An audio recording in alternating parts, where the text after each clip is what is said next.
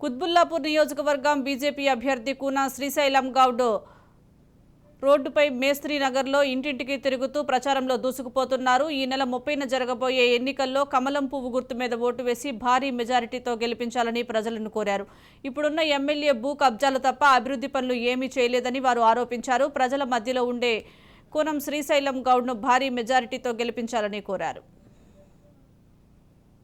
ఏ కాలనీకి పోయినా తండోపతండాలుగా ఈ యొక్క బీఆర్ఎస్ పాలన విసిగిపోయి ఉన్న బీఆర్ఎస్ అభ్యర్థి 9 సంవత్సరాలు ఉంటే ఏం చేయలేకపోయిండు.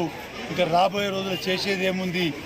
మరి గతంలో చేసిన ఎమ్మెల్యే శ్రీశైలం గౌడ్ మరి ఏ విధంగా సేవలు చేసినా గుర్తుంచుకొని తండోపతండాలకు వచ్చి భారతీయ జనతా పార్టీలో కలవడం జరుగుతుంది. ఈరోజు ఈ యొక్క రోడ్డు మిషన్ కూడా మరి కలిసిన 150 మందితోని మరి పార్టీలో కలిసిన వారందరూ కూడా స్వాగతం సుస్వాగతం తెలియజేస్తూ ఈ యొక్క 14 రోజులు కూడా మరి పొద్దున సాయంత్రం రోజు 2 గంటలు పనిచేసి మీ అందరూ మీ యొక్క బూతుల విజయాటిస్తారని చెప్పి కూడా నేను కోరుతా ఉన్నాను. కుత్బుల్లాపూర్ కాన్స్టిట్యున్సీలో ఏ కాలనీకి పోయినా